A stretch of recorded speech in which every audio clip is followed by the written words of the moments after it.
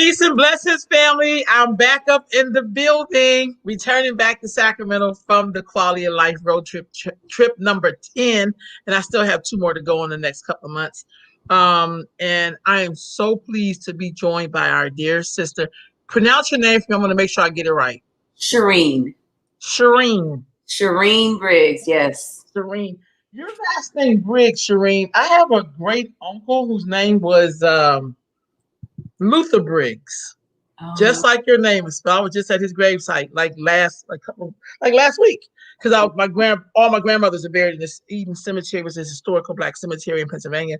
But I said, Briggs. Like that was his name. Is that your married name or your maiden name? That's my mother's married name. Okay. Where's her people from? Do you know? So my father is a Briggs, and he's from Arkansas. Oh wow! I wonder where Luther. He probably from. I know he's from the South, even though he was in Pennsylvania. But sorry, you just never know. In this experience called America, you never know if you're talking to a relative. I will check on that. Mm-hmm. See if y'all have any Luthers, any Luther Briggs. So, dear sis, thank you for joining me this morning. You're talking about a topic that's like really near and dear to my heart. I think there's a lot of linkages with this topic, and sometimes I don't understand why more Black people, because I'm not going to say any, but more Black people aren't up at arms about this. Every time I report about Black femicide or Black teenagers missing, and just some of the responses I get, I had to go prayer because I be wanting to cuss people out because I feel like if we don't protect our own, then who will? Right. And I know we come from a tradition of people who looked out for each other through horrible times. So I don't understand how we could just act like, sex trafficking somehow is like, well, I mean, we don't even know if these girls ran away or just some of the judgment. And I really struggle with that because it makes me want to like really go off on people because I feel like we don't even judge our open enemy like this. Wow. You know what I'm saying? We're looking to understand why he is so like whatever, or why is, Karen is doing, like we're trying to understand her psyche, but we don't give that kind of compassion to each other when we're struggling, especially when people are out there struggling in this world because it's not easy, Well, when you talk about things like sex trafficking and just the treatment of Black people in general by other Black people, it has a lot to do with how we were treated just going back to the slavery days. So we were taught to release rage, and we saw people releasing rage and hate upon us. And we've been taught to release that rage and hate upon each other, not trusting what we saw the slave master do to us is how we treat our brother and sister. Unless we learn from a small child about that village, about trusting, about loving, and your history and things of that nature, you're not going to trust your brother or sister. You're not going to trust that young girl in foster care who ran away a few times. You're not going to trust your own sister or brother because you weren't trusted, because you're going to treat them badly. You're going to question them because you were treated badly. So we've been taught to hate ourselves, and we just release that hate and rage upon each other. That's going back to slavery. That has to be a intentional decision every day for our people to treat each other with respect. Right on. So I'll say this. I'm gonna say I hear what you're saying. I'm gonna challenge that.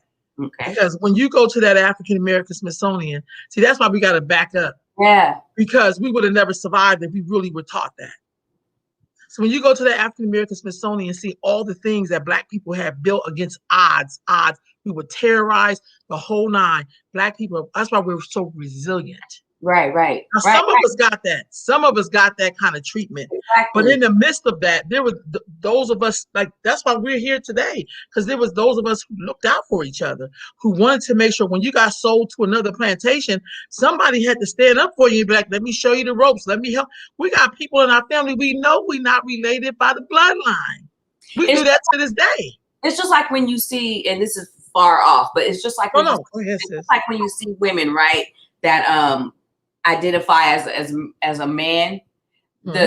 Most of the women that you see in certain communities will emulate the worst part of that Black man, right? They'll have their pants sagging. I'm talking about the woman now who is in a same-sex relationship. They'll have their pants sagging. They'll be abusive. They'll be running around, just everything about them not, you know what I mean, in order, not decent, right? Just acting like an animal. The worst Black male that they could emulate, that's what they do. So it's just like, I hear what they know there's other black men out there that are scientists, lawyers, and good husbands and good fathers, but they emulate the worst man that they can see, the worst black man they can see. They emulate the gangbanger, the woman abuser, the womanizer, the alcoholic, the drug addict, the sipping lean woman. Not all of them. I don't have the no, that's real. You're right. Everybody, I don't have the statistics right now. I'm talking about kind of like information I've gathered by just being 48 years old and living. And then you look good to be 48. Go ahead. Sorry. So you guys, I'm not going to be able to quote any resources right now. I will, anything I speak on, I'm keeping point, and I will provide some resources for you after this, but right now I'm just speaking on experience. I get that. And so your question is like, well, I'm gonna challenge you. Yeah, of course they know. So, some of them know that there's wonderful black men and women out here, and the family and how we came together. I mean, they're a product of it if they really sit back and think about it.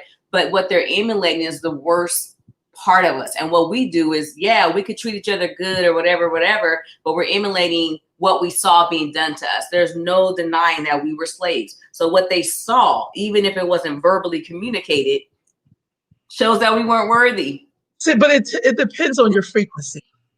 That's what I'm trying to tell you. So we're both in agreement. What I'm saying to you is, because when I hear black people say that's what we were taught, some of us was taught righteousness. Some of us, and sometimes sometimes I get pissed off because I be like, why are we righteous at the wrong goddamn time? That's how it feels to me when we be like, I'm just going to turn the other cheek.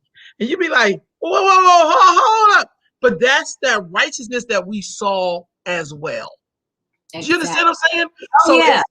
It's kind of like a frequency. And when I'm saying frequency, if I'm a person not walking in the room and there's 20 beautiful people and I only pick out the person who I think looks disgusting, that has something to do with my frequency and what I choose to see. Mm-hmm. Do you understand what I'm saying? And so I feel like some of this stuff is easier to be in the gutter. Mm-hmm. Way easier to be in the gutter. Yeah. It is so hard to take the high road. I personally don't believe in a high road because sometimes I get on my goddamn nerves. Right. I would say, what high road? It's just the road. Like I joke about it. But it's harder to take the high road when everybody else is on the low road. It's lonely as hell. It's lonely because you'll have people making up excuses like, dude, you shouldn't have did it. Like, it's that simple. Well, no, because then I'd have been by myself. I would, you know what I mean? Like, then we come up with all of these excuses why we can't deliver. That's what I'm saying. And I'm not saying we weren't taught some things. Don't get it twisted. But even in the midst of when they were trying to make us niggas, because they didn't pick up slaves, they picked up Africans that they enslaved. Mm-hmm. Totally different. A slave is somebody who works at Walmart. You understand what I'm saying? Because you're still getting paid. An enslaved person is when somebody forces you to do something you don't want to do. Indeed. That's why people were running away, because it was like, I'm not staying here. I don't want to do this. So it's this thing of, and I'm glad you explained that analogy about when people try to emulate the worst of people. Because I think it's hard for you to, I get you, but I think it's hard for you to raise your vibration and do the best. Like, and I was talking to my girls in juvenile hall, and I'm like, how you going to get out of the prison of your mind? Like, you're here in juvenile hall, but you could be freer than some people on the outside, because that's like an illusion. You see us outside running around. You could be in your brain and be freer than people who are physically not restrained by anything. Yeah, they could be constantly seeking knowledge while they're in there. Yeah, they could be like, which will make them free, right? Because once you have knowledge and power, like we were talking about earlier, then you technically are free. That's right. So when you say that, give me some of the history on the sex trafficking. I'm only asking this, bringing this up because it seemed like sometimes people pimp Black folks in situations. Well, because we do the worst at everything, even with the sex trafficking. Just, when I go to juvenile hall, I see more Black kids in juvenile hall than any other group of kids in there. So we're always at the bottom. Yeah, no, that's fact. Give me some of the history of this. Like, first of all, when did we start calling it sex trafficking? Oh, good question. I didn't research that, but like, we're talking about slavery. So let me go here really quick. So when we talk about just objectifying women in general, that goes back to slavery. In regards to our women being raped and being forced to perform different acts with the slave master. So that goes back to back to slavery. And what happened is, with that in mind, what happened is white society ended up labeling Black women as like Jezebels. I know you heard of that, right? Mm-hmm, mm-hmm. Okay, so basically Black women came to represent the modern Jezebel, who, like her biblical counterpart, was a symbol of lust, sexual immorality, innate wickedness, and even disobedience to God. This stereotype created a gendered allegory of sexual racism and deemed Black women unworthy of legal protection from sexual exploitation. I'm going to read that last part again. And deemed Black women unworthy of legal protection from sexual exploitation. So that goes back to slavery.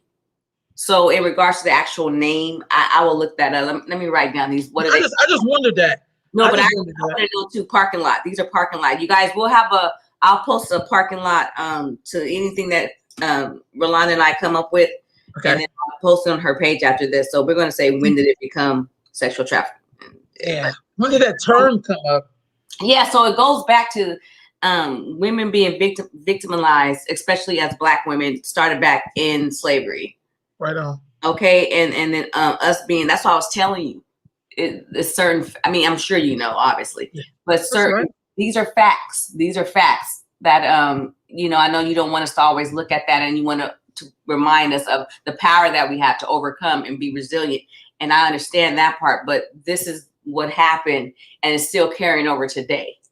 So while there are millions of women being trafficked, Black women are the highest right now, young girls and women.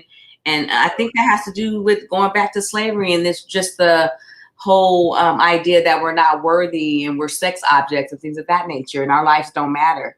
So in regards to when did it become actual sexual trafficking, I'm not sure. But in regards to Black women in particular, and just women, we've never been considered equal to our counterparts. We've always been considered less than, hence not being able to vote. Yeah, you're right. I want to build on that with you. You're absolutely correct. But I also know that that's why slavery has to be something that we got to break down. Because sometimes what I notice in this world, people have a way of taking situations that happen to Black people and making it so desensitized that we'll say like, oh, we tied my shoe. Like, in slavery, women were very valuable by how many children they produced and how hard they worked, but you did not own yourself. Right. See, Black women are very valuable. We're the ones who make the world go round. We produce the people. We get up. Black Lives Matter is a slogan because Black women made it a slogan. We're the ones out the street. So we're valuable like that, but we don't have no value to our society. It's like a double-edged sword. Like, it's weird. It's like, you're very valuable. You produce the people. You're a mama. You give us life, but mama. We don't kill you, and you don't really mean shit. Like it's like well, damn. Like, so in slavery, we were big producers. Right. And I'm saying? That was your only value. Exactly. You're right. Indeed. Does that make sense? And so when you never own yourself, Black women have never been able to own their own selves. Never. Right. And I think some of this stuff, I'm not trying to be funny, is found in religion. Because religion backs up all of this madness through the interpretation. Yeah. Like it's like women, women look to man look to God. Who came up with that shit? Because man can't even get here if he don't come through woman. How do we flip that? From, even if you go back to just slavery, they use that terminology that you don't understand, and that's what we were taught. So then generation after generation after generation, and after generation, instilled those same values that women are worthy but not worthy. You know what I mean? Like, I agree. Yeah. So no, I'm agreeing with you. I think the interesting thing though, and I totally get the thing with slavery, but women have always been like that even before slavery. And that's the part white people are not so brilliant that they came up with slavery and all of a sudden they flipped everybody's mind. We was already practicing some of this silly ass shit. Oh yeah, we was practicing. That was the sad part. Yeah, like because it was female mutilation. Like, how are you gonna circumcise me? Yeah.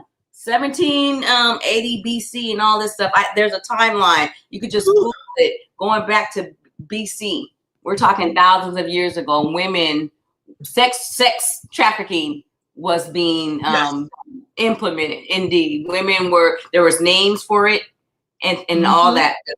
It's so the idea of women being used and having a job to please a man. I'm not sure if it's another woman. I'm not sure on that. I'm not being biased. Huh? I said that show Handmaid's Tale. Exactly. You know, there were some women that had those women doing something. That's as old as time as well. Right, so right. I don't know why everybody's so shocked now. Accept people for who they are, because it's been going on. So anyhow, but yeah, you know, this has been going on for thousands of years. Now, in regards to what it is now, we have to look at it what it is now and how it affects our girls now. And while I am an advocate for all women and young girls, like that's my thing, I place a high emphasis on the so-called Black woman. But I'm a woman's advocate. Let's be clear with that. I'm a woman's advocate. So the idea about the sexual trafficking and human trafficking that's going on today is unacceptable against all women. That's so let's do this. Do you want to you want me to give you a idea? Like if I ask you what is the definition of sex trafficking, do you have something in mind we could share with the people? You know what? I don't. I could pick something up, but I think what I was always taught is when you hear words, you got to break it down by each word. So sex, we know that has something to do with intimacy and something being done with you, to your body in a pleasurable way. Because you hear sex, you usually think about pleasure. Right. You know what I'm saying? Right. Traffic is when, I think of traffic, like people, a whole bunch of stuff happening that, going activity, people going to and from. So that's why I asked for the term sex trafficking. It felt like for instance, I stopped using the word slave because my ancestors weren't slave. I started using the word enslaved because when you hear the word enslaved, that means somebody's being forced. Indeed. You know what I mean? So for me, and I learned that from somebody, that you got to make people get the picture in their mind. And though I understand sex trafficking, but I feel like there's got to be something in there that says that is bad. Right. Because it just sounds like sex trafficking. Like, okay, I get it, but something in there gotta feel bad, or maybe I have the definition incorrect. Does that make sense? Yeah. I have a definition just to give you a general definition. In fact, if you go to different sites, you are going to still pull up the same definition because sex trafficking has been identified in the United States. The definition is across the board. So, so let me look at this. I'm just going to my notes, you guys. So apologize, but sex trafficking is a crime.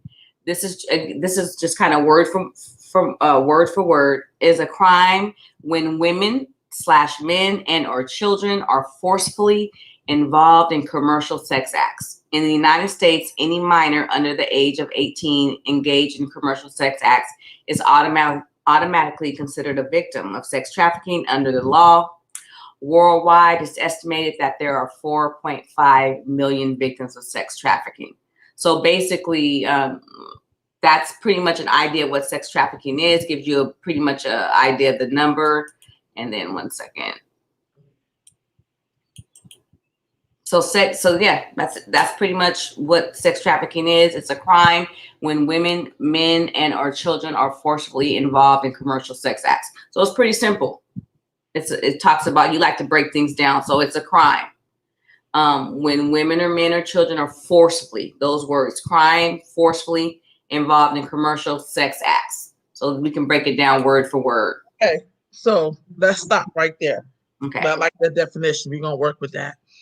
So if somebody runs away, I got to put this out there, and then they start to, because a lot of women do this, men do it too. We just don't publicize it as much because men do it just as much as women, I feel, especially if they need a place to stay.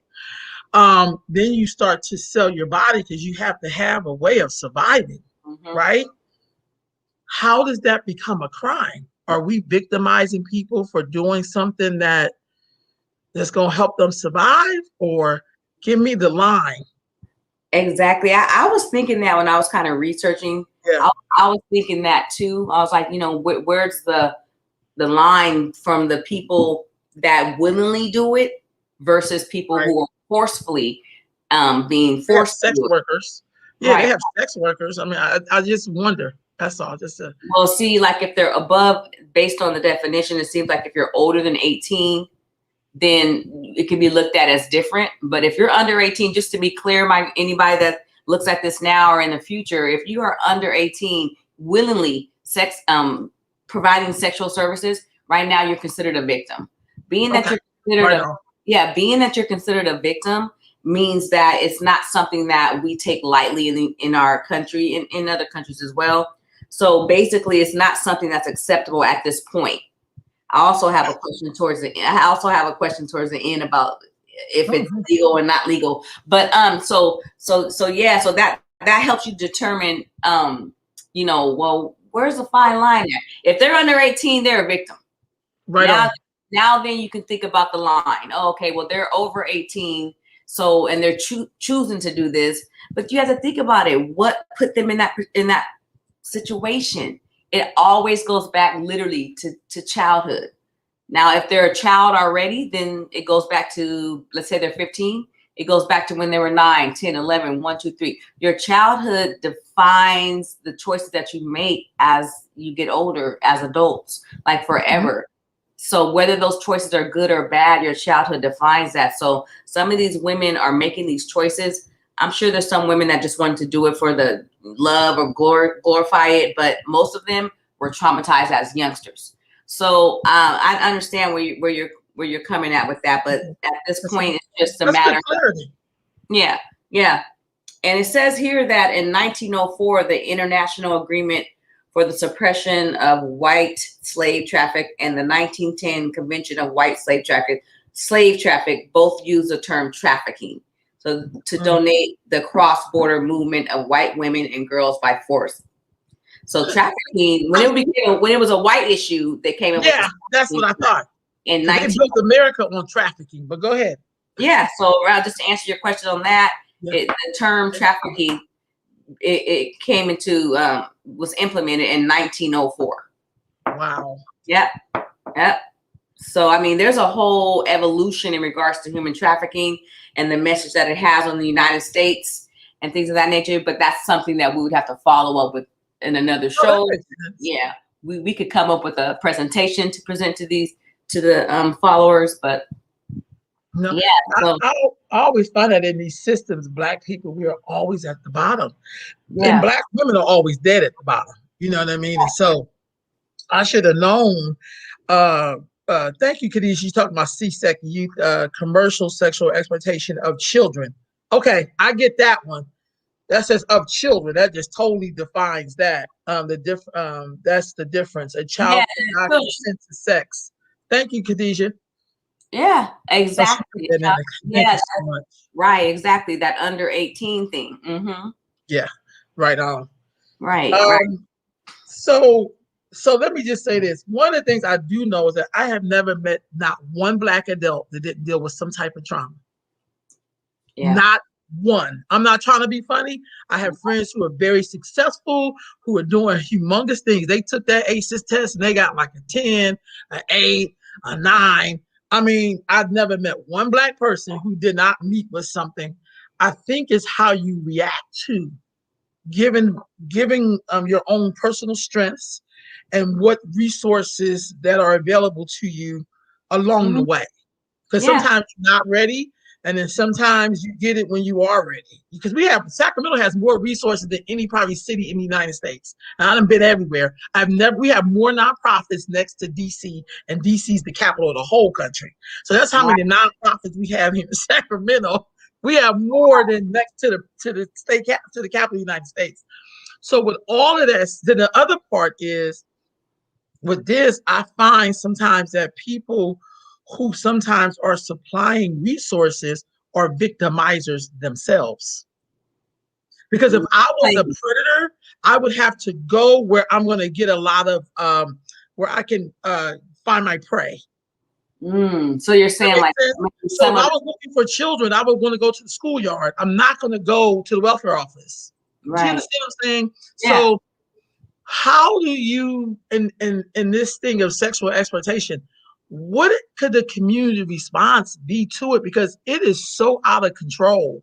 And then the sad part is we started off talking about white supremacy, but it's really black men pimping out black women. That's just be flat out honest. These are not white men in clan sheets taking black girls and making them sell themselves in Vegas. Like, yeah, I mean, that's a fact. That's indeed a fact. I like to speak on, facts, but also, opinions matter. But, yeah, that's a fact when you say about the black man pimping out. Not all black men. I get that. I'm just saying, not all black men. The victims, like the victimizer in this case, because we're trusting of people. Let's just be honest. In our culture, we are taught to trust black men. We are taught to protect black men. They end up being our brothers and stuff like that. Now, that's going to work the other way on the other shoe, on the shoes on the other foot. Because I've seen black men immediately disconnect from black women, and we become all kind of bitches. And she ghetto, she loud, she don't want to submit. We come up with all kind of shit with black women. For real, we very oppressive. But when it comes to them, immediately we have this urge to protect them, even though they're victimizing and killing the shit out of us right now. Yeah, and that's a fact. Again, statistics do show what Rolanda spoke is a fact. Statistics do show that African American men are overwhelmingly the individuals that kidnap and traffic the majority of America's sex trafficking victims, and the majority being black women. However, these traffickers are marketing and selling the services to largely white men, an affluent base of white men. So so that we have to break that down. So I agree. But here's my thing. I'm not disagreeing with you, sis, but here's my thing. I don't give a fuck about the white people. See, at some point, they're if they don't have a supply, then there's no demand. It's just like with drugs, almost like they know they're and that's just like us being seen as not a person, right? So the black men, they don't really see the value in us, or either they do for monetary reasons, they see the value in us. But obviously they don't see the value in us if they're kidnapping us, beating us, raping us, molesting us, drugging us, forcing us. What's the response? What's the response for this though? Yeah, exactly. So I was thinking about that too as we, went through it and things of that nature. What can we do as a community? I think the first thing is always awareness. It's always being aware and actually doing some research for yourself and finding out.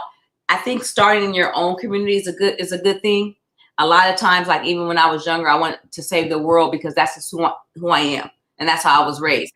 And my mother instilled all this into me, like, you can do this, you can do that. So I thought, you know what? I want to help people. My mother had her license in social work. She was a license. Yeah, right. So that's how she raised me, to help and to be there for people. So I think the first thing is to be aware of the situation in your community. Because like I was saying, when I was younger, I wanted to change the world. Maybe you can't change the whole world. Focus on your community in the beginning so that you can learn what the exact definition is, be able to look out for different signs, be aware of what sex trafficking is, understand that it's a form of human trafficking, because sex trafficking is a form of human trafficking. Human trafficking being labor, child labor, forcing women into nannies and things of that nature. So it's just a form of human trafficking. So being aware and knowledgeable on what the actual definition is, what sex trafficking is, how it's affecting your community is a start. That's how someone in the community can at first get involved. Being aware, like we were talking about earlier, knowing, right? Knowing. This big thing of knowing is king in every aspect of our lives. Give me some of that awareness. Let's stop right there on the awareness. How could you be aware? Like I notice when I'm flying now, when you go to the bathroom, you'll see these signs that says, be aware of someone who could be trafficked. You know what I mean? Like they have these little signs on the back of the door, which I think is awesome because I've been flying for like 25 something years and never seen that before. So, which is great.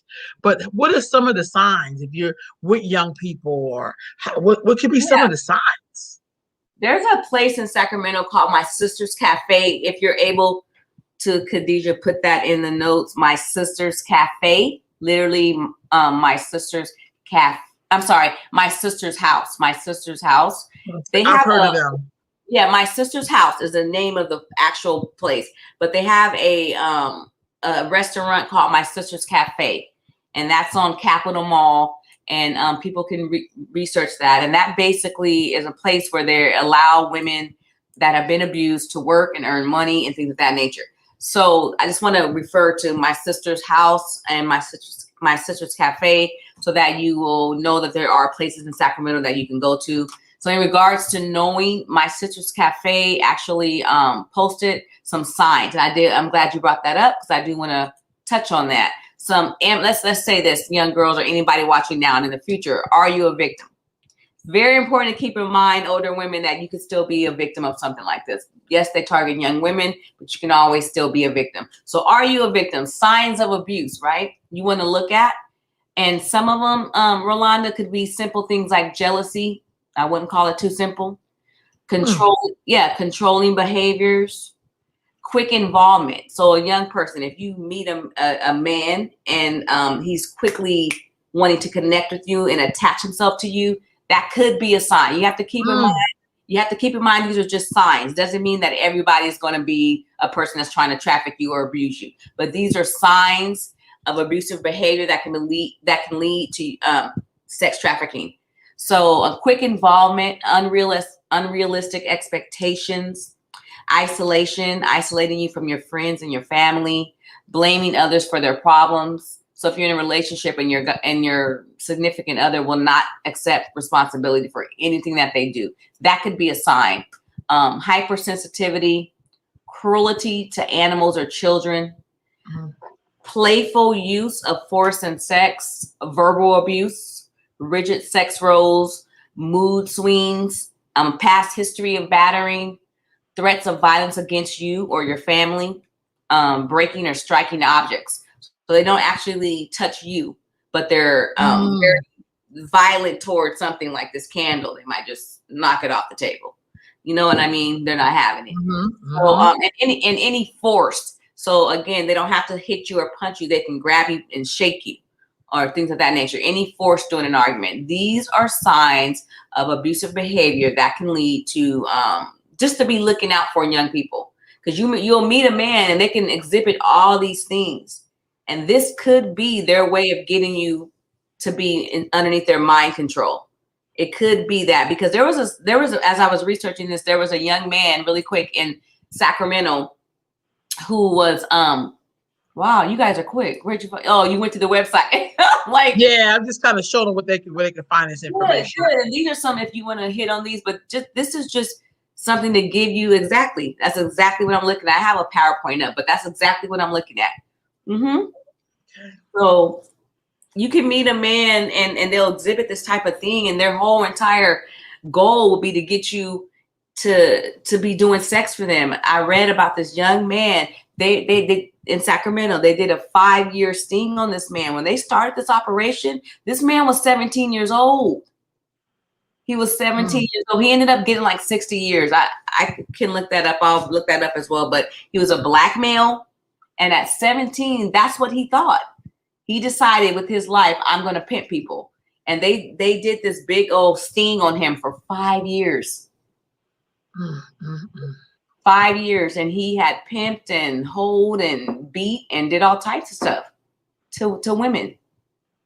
Wow. I look at some of the stuff: jealousy, controlling behavior, quick involvement, unrealistic expectation, isolation, blaming others for their problems, hypersensitive, cruelty to animals and children, playful use of force, verbal.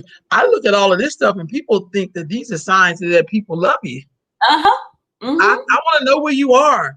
You got to call me, check in. I mean, if I wouldn't do this if I didn't love you, or the mood swings, or, and then we have this thing where, some people think arguing means that means the person care about you. Indeed. And that's not like based on a color. But you just said is just a person even that someone's showing them negative, any attention at all is good attention, right?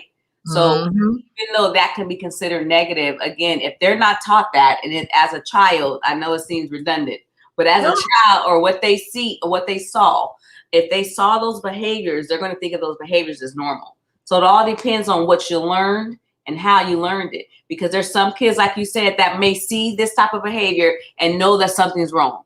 And the parent may not even tell them, but they'll know. They'll grow up. They'll be this resilient person and say, I'm not going to be treated like my mom was treated by my dad. My dad was jealous. Right. He was throwing things. That's not okay.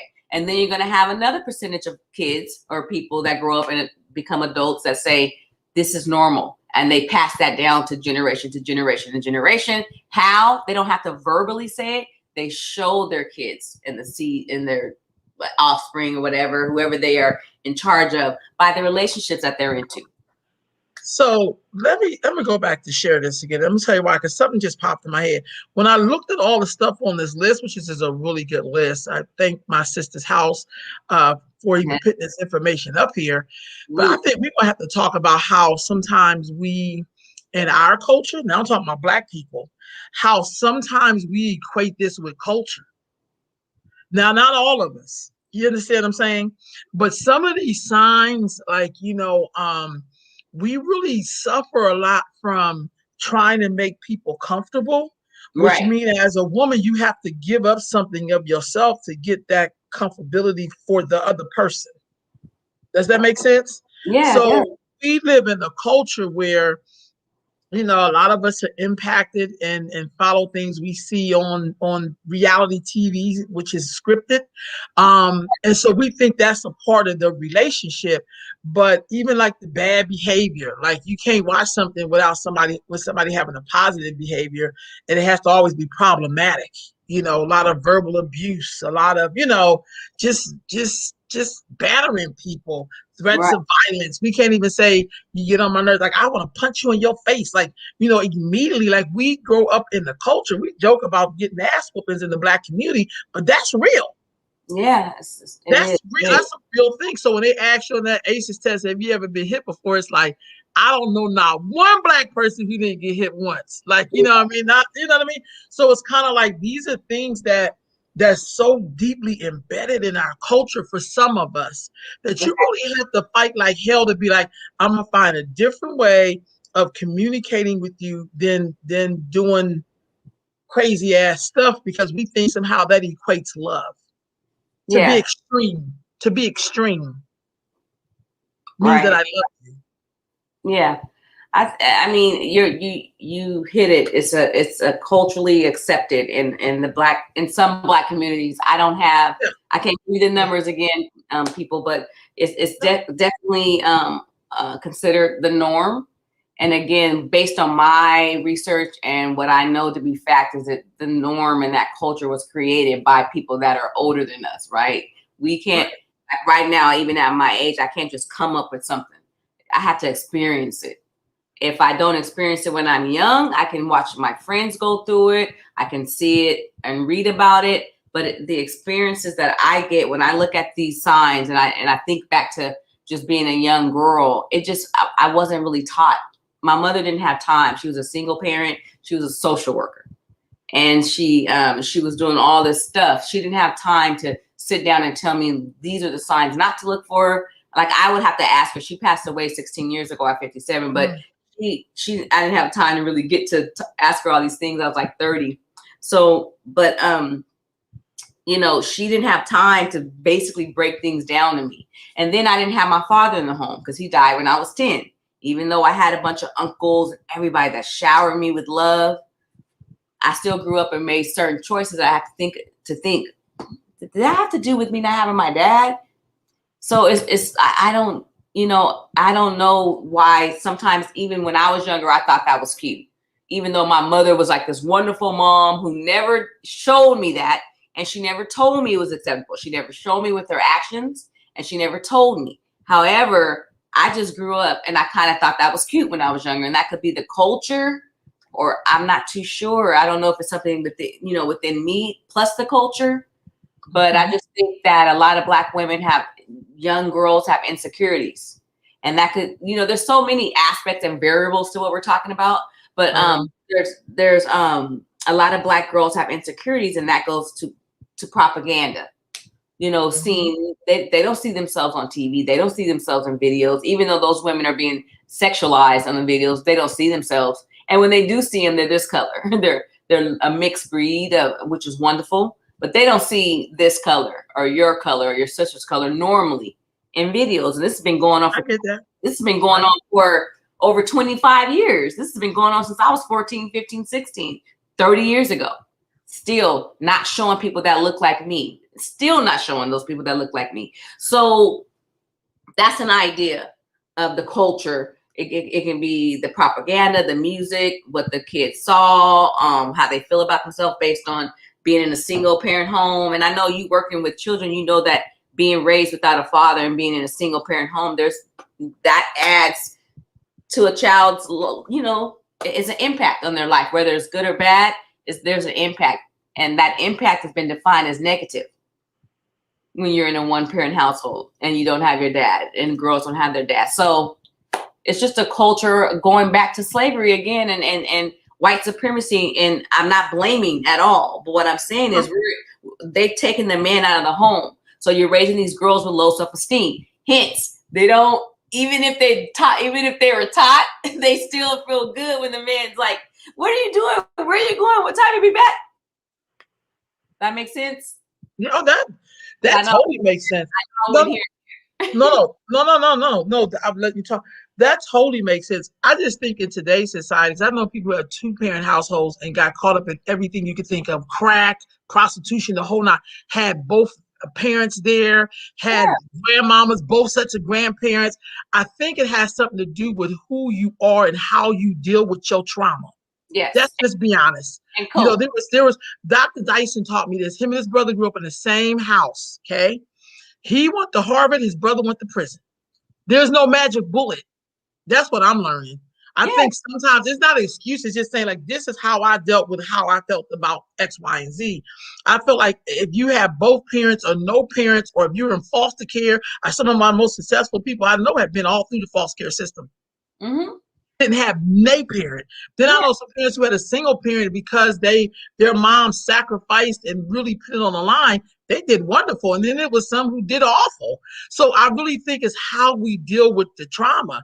I think for some of us have never had the Black man in their home. I had him in my home growing up. Even though my father was there, he really wasn't there. You understand what I'm saying? But my mother also did not down talk my dad. Mm-hmm. At all. And she wouldn't let us do it, even though we had our own reasons or whatever. There is something about culture where you get to learn how to process. And sometimes I feel like I understand this, especially when I look at African immigrants and they come here in pieces. Mm-hmm. They're still drawing from a culture that they remember, or they have. See, before the whole crack thing, I don't know if people remember this, Black folks were pretty tight. Like, they threw everything at us in the kitchen sink and we still were able to stay together. But when crack came, it removed something in our culture that didn't allow us to still have those morals that got us through slavery. Even when they were trying to break us into 1,000 pieces, they could not do it. But crack did it. Yeah. And so a lot of us didn't get passed down the little proper etiquette things that we use to survive. Right. Like when your parents say, wear your Sunday best. Like, people like, what does that mean? Back in the day, that means that you going for a job, you got dressed and you going to church. Like, it was just, whether if you believed it or not. So my thing is, those little cultural norms got lost. I feel like one of the things we have to break is this thing of protecting men when they're wrong. Mm-hmm. The same way we put women on the hook when they're wrong, we will rake a woman over the coals. We'll dog her ass out if she's wrong. But if a man's wrong, we go to this thing of, well, he's a victim. And immediately we start coming up with all these excuses when we should put him on the hook, just like we put the woman on the hook. So when we put women on the hook, we talk like that. She got pregnant. Like, if she could do it to herself. She got raped. Like, if she could rape herself. She out to prostitute. I mean, y'all, come on. Yeah. Like, have to be able to put people on the hook. And I feel like what I remember the most about my ancestors, and I think this is where I get this from, my mom was like, I do not get mad at people for being who the fuck they are. Mm-hmm. If a white man gonna be a snake, the motherfucker gonna be a snake. I don't get to say, because white supremacy has always been here. Mm-hmm. That's what makes us different from my ancestors, because they didn't have time to be blaming these goddamn people. They was trying to make it. Right. I could blame them, but they ain't gonna help me pay my bills. My bill's not gonna get paid.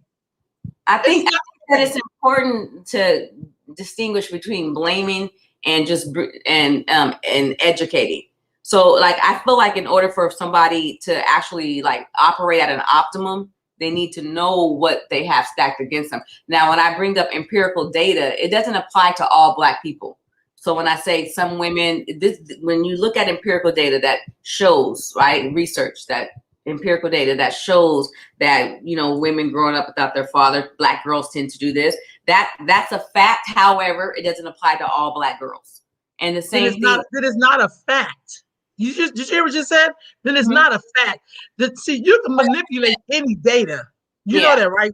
Data is meant to be manipulated. That's what I've learned in all my research for 35 years.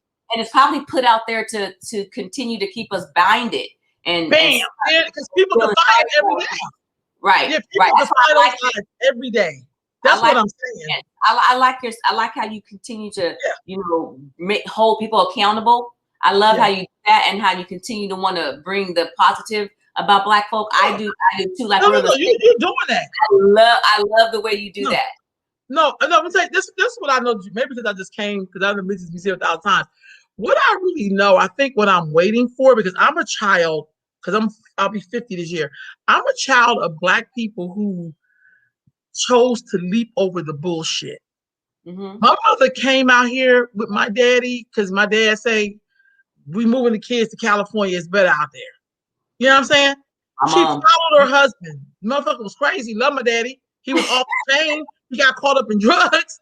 You know what I'm saying? But my mother still held to her principles, which made it hard on us sometimes, because it's like, damn, why we got to be right? But when I look back at it, and my mother, you know, like, oh my God, like, I mean, I know the resiliency of who we are. Yeah. And I feel like the way we beat these people is, this is just me, because I'm studying my ancestors. It's like, what is it in our culture that make it okay for Black men to pimp and murder Black girls and women? What is going on with us? Now, let's follow up on this conversation. Yeah. No, I'm saying, because I get the stage have always been set for 400 years. They have set the stage where this was going to be how we were. Okay. But I watched us defy all the odds. So I know that we're able to defy odds. Until Black people start to really have those hard conversations, they're like, y'all, we're not doing this shit. Like, no, let's not teach our sons to be manipulated to us as moms, so that way he don't get a woman and do her the same way. Because some of this shit has to do with how we program each other. Yeah. White people can tell us anything. That's why white people could call us niggas all day, but it's how you respond to it. Yeah. It does not go in my soul and make me a nigga. It's like it bounces off my ass like some water on my skin. It's gonna go away. It don't even mean shit. And that's why you are. Right, but it hurts to know that the murderer of me may be someone who looked like me. It's not going to be the Klan. Not me. That hurts the shit out of me, for real. There's numbers on that too. Yeah, it hurts me when Black men pimp Black women because he wants to have money. Like, what the? I watched the documentary on Iceberg Slim, and I just was like, because I really didn't like the man, because I mean, that's what I heard. But what I said, that he was saying he created all that shit to stop people from pimping, but you know, some of us took the information and became pimp masters. And I'm like, what? So, I mean, like, basically, I think that we should follow up on that. I think that we should do our own little, I like research. I do like that, right? Me too. Me too. Always have to, like you said, they're feeding us that research. So, like, the only way we can disprove it or even offer something different is by interviewing people. Let's ask some of our Black brothers, what is it that allows you, why do you think Black men devalue Black women? I agree. Let's do it. Let's send out, let's get a. I also think there has to be a response when people get dumb. Because I tell you the thing, Black folks, we have been interviewed, dissected, and the whole nine, right? It's when there's no consequences for your bad behavior. Let me give an example. When the Chinese people started, or Asian people, hate started happening to them, our government signed the bill so damn quick. And you know why? Because they are valued. Yeah. They didn't have to go do 1,000 interviews. They didn't have to do any of that. They are valued. Black people been here catching hell, and we can't even get like a bill passed on reparations, which you know you owe us. So what I'm saying is, but what I do remember in history, there used to be something, but we had to be accountable to each other. I went to the Black Power Awards, and David Banner talked about when a pimp moved into their neighborhood. I don't know if because I went to the first verse 2 they had. I don't think he only had 2. And David Banner said when they seen that pimp, his daddy and a group of men went to the man's house and was like, if you don't get your ass out of here, you gonna come up missing. The man was gone before the sun came up. That was Yeah. a consequence. And I don't know what it's going to take for Black folks to have consequences with people who blatantly disrespect us in public, who talk to Black women like they do, who some of the shit people say out their mouth about Black women, they will say that for no other group of women because somebody will be coming for their ass. Please believe me. I hear there's something wrong with that. Yeah, and it's something extremely wrong with that. And it frustrates me just as much as it frustrates you, right? I'm definitely frustrated with that. I think, yeah, I mean, I don't really think that, you know, the answer can there's a blatant answer for it. I mean, you just have to look at history. Sometimes history gives you the answer that you need, and then it's continuously the same thing, the same domino effect. We have it in our families to protect our own. Yeah, that's what she's saying. I just feel like and I agree with you. I think the sex trafficking thing is deplorable. Like, who would buy a child like for See, that's buy a child? Like, what the fuck? Like, what's wrong with y'all? You got the thing on the women, Black women, since we're talking about Black women, then you got the thing on these kids. So they're pedophiles. There's so many different variables to this whole thing in regards to the if devaluation is even a word of Black people. I just made it up because I forget easy. Black women, that just goes back to slavery. It just goes, and I when I bring these things up, I use propaganda for the way that's all. Some people repeat things like how Hitler continuously repeated things. He was the first one to use propaganda, and the way he did that was, he kept repeating things and showing things. So you will catch Shireen exactly just nasty. You will catch Shireen continuously repeating the same term because I kind of want people to. Yeah, that's how they're going to remember it. So I'm not saying it's blaming it, but however, the Black woman has been devalued for many of years before slavery, right? Before that, 400 years ago, slavery, we've been devalued. Women in general. Yeah. So that's the answer. And then the Black men, let's talk about just my community, the people that I grew up seeing. They don't see, again, that propaganda, not seeing the Black woman on television has to mean something. If you go through life and you only see Black women on television, if it's Belly, like you guys remember that movie Belly, and things poetic justice, you know what I'm saying? I remember Poetic Justice. And then we have the nerve to get mad. But what's his name? Spike Lee. Remember, we're never happy. So we're mad at Spike Lee. He did this, he did that. But that's the only reason why we saw ourselves in big screen. So other than those Black movies, who do you see that's Black? So these Black men see the white women, the mixed women. Even back in the day, Emmett Till, when he got murdered for looking at a woman, where do y'all think that he wanted to look at this white woman for? So they don't value us. They think everybody else. I'm just going to my community and my field. No, I get you. This is my thing. They think everybody else is better. Everything is better than the Black woman. The Black woman is loud. She's ghetto. Like, just by me speaking right now, they can't take that. A lot of Black men, they want the so-called somebody else that they've seen on TV, the illusion of somebody else. We're there for sex, the Jezebel. And so that's just, that's what I've seen year after year after year after year after year after year after year. And the only thing I can think of is you don't value us because our oppressors don't value us. You're taking on everything that the oppressors are taking on. You are the oppressor. That's what it comes down to. You are the oppressor, taking on the oppressor's mindset, their actions, how they view us, and you then turned on us and oppressed us. Where do you learn that from? Well, when they get shot by the police, our response is to save them. When Black girls and women come up missing and are sex trafficked, some of us, not all of us, are sitting on crickets. Because it's obvious that Black women don't value Black women. That's what's flat out obvious for me. It is. Not all of us, but even myself, like I started my organization. One of my organizations is called Action. I got to get it, all down packed and things of that nature. But I was raising my son, so I haven't been able to do all the things I want to do. But Action is called Advocating Change Today, Inspiring Others Nationwide. That's Action. That whole thing is about women and Black women and young girls, right? But what happened was Trayvon Martin ended up getting killed. I specifically kind of left that action where it was.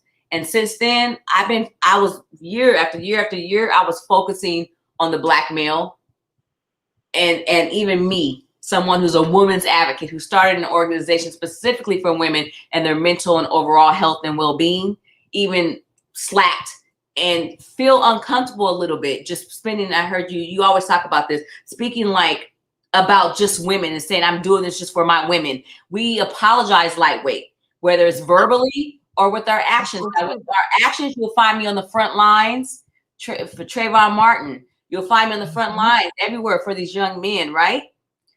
I put and let the whole organization about my women sit and fall by the wayside. Yeah. So even me, someone who's this outspoken person that is all about women empowerment and advocating for my women, I still kind of left what I, the whole idea about the women and went towards the men too. So I hear you. And that's a part of your trauma too. That's what I'm saying. See, we think of trauma as I was molested, which is trauma. I don't get it twisted. But the biggest trauma is how we process. So your action reveals how your heart truly feels, not the shit you say, how you react. So for instance, when we rush to help men all the time, that speaks more values to your daughter than any TV program could ever. Deep. Who they see you make it important speaks more volumes than the Kardashians. Let's just keep it honest. Because children, and same thing with moms. If your son's saying Black women is ghetto, that must have something to do with you, mama. Because I would never say, as much as my daddy got on my last nerve, I still love Black men. Or Kevin Samuels. But I love them. It may have, you said if my son is calling Black women ghetto, it has something to do with you, mama. I said, or Kevin Samuels. You know who he is? God, I was trying not to say it. Look him up. Because Black women, I know who he is because Black women make him. He would be nothing if nobody responded to him. They do. But this man has the reason why I know about him is because of a person very important to me that's young in my life that's switched. And I could sit there and say, oh, it's me. No, this man has over 1 million followers. At first, I thought it was isolated. We support Black men. He's teaching I'm telling you right now, that man is teaching our young Black males to further. I'm not talking about. They're not listening to him. No, yes, seriously, this is the truth. No, hold on. Some of them are, but let me just be very clear. Men are impacted by their mamas. Let me just keep it solid. Black men don't have no goddamn. Black men, it's hard for Black men to organize 10 other Black men. You know how hard it is for Black men to work with each other?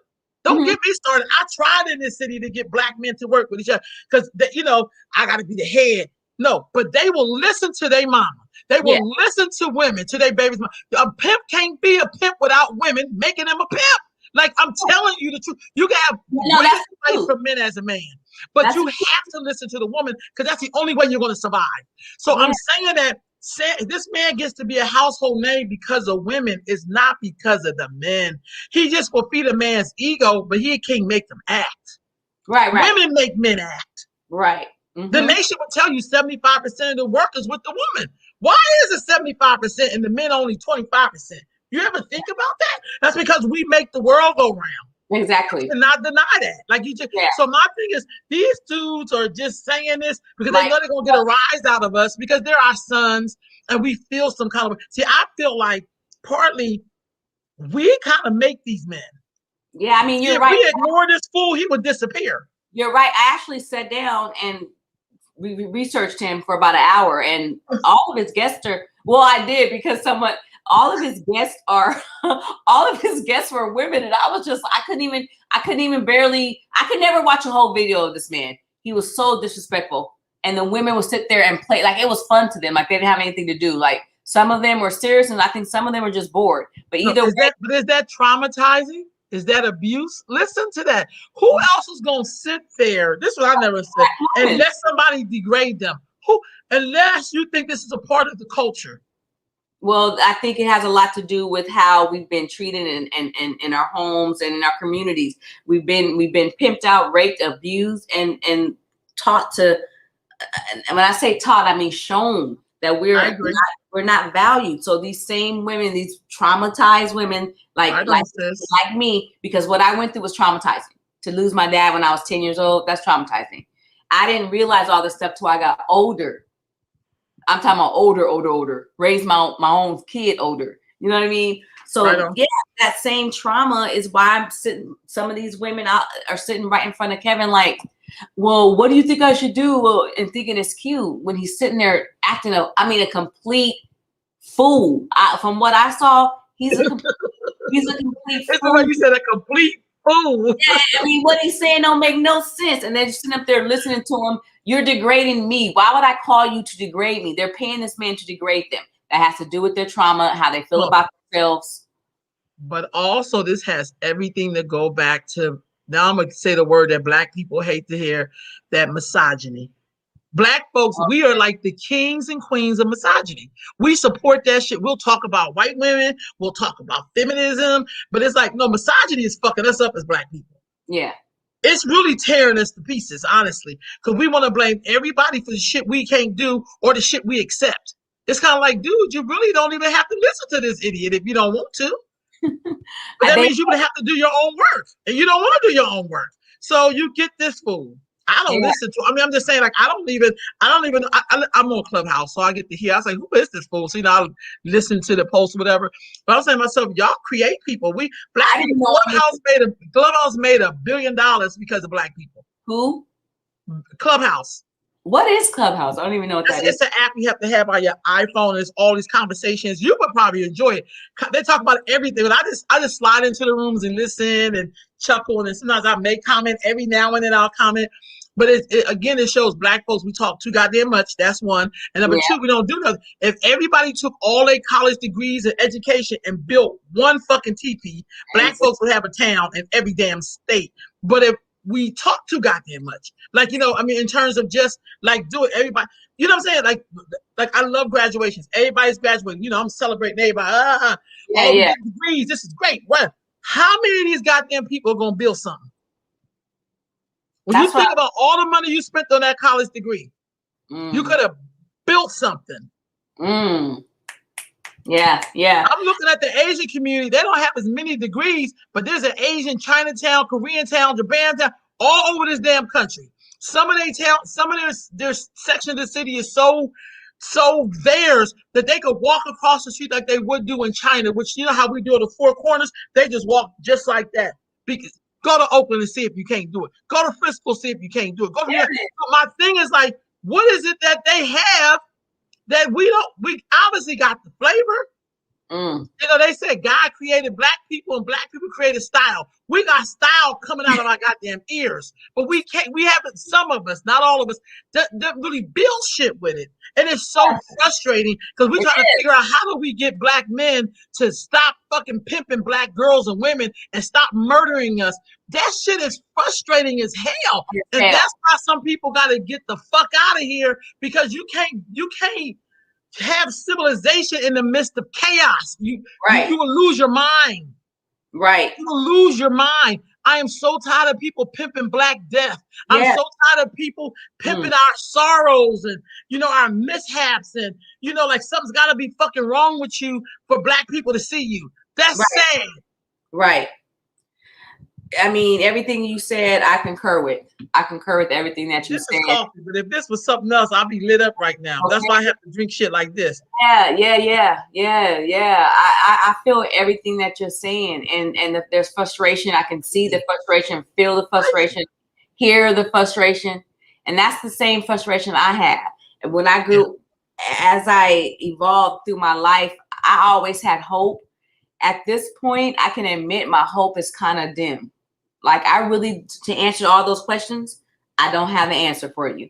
And I don't even know how I would be able to address it or figure it out, because other than what I've said and what we already know, those so-called statistics, I don't have the answer for you. There's so many different variables that play into why I think Black men devalue Black women and why they kill us and why they rape us and pimp us out. But I don't know what to do about it. I'm lost. No, you're doing what you're doing. See, one of the things we have fight. The only thing we can, let me tell you what I know what to do. Is target my youth. That's why I focus on the youth, right? Like what you're doing. That's the answer to what you're saying. What can we do? You have to instill these values that you are saying. Yeah. And you got to talk about it so that way it don't mess your head up. Right. You know, I think that's why we have hypertension and diabetes, and because we don't talk about stuff. Stuff be bothering us. We don't say nothing. It be killing us because we don't know how to say, y'all, what the fuck going on? We don't know how to say that. Right. We just know we hold it all in. We be having pride and dignity, sick as hell. But we got pride and dignity. We got that, but we sick. You see what I'm saying? It's like, even myself, I just got diagnosed with high blood pressure last year in 2020. You can't have that, sis. You can't Never have that. had high blood pressure. 2020, right? It's very low, but I mean, it's not like a big issue, but still, right?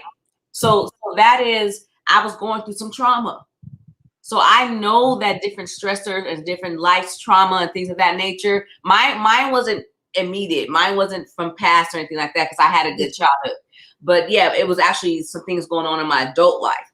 So when you talk about being sick and things of that nature, just the stress alone of trying to maintain can cause you to get ill. And then it's in my genes. I should have been.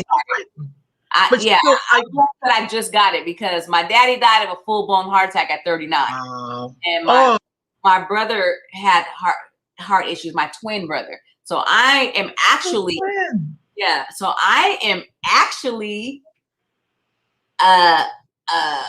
still standing, like you said. I'm victorious because I should have been had some type of. I don't have any heart disease. I don't have any blockage in my arteries and things of that nature. These things I should have had based on my genes, and that's from my cardiologist, who I said I want a cardiologist. Once they said you have high blood pressure, I said, well, why am I dealing with you? Let's get to a heart specialist because my family has heart disease. So these are things that I couldn't avoid, but I feel like the stress, like you said, and different trauma that I was going through at that time, I know 100% has something to do with it. I couldn't stop it.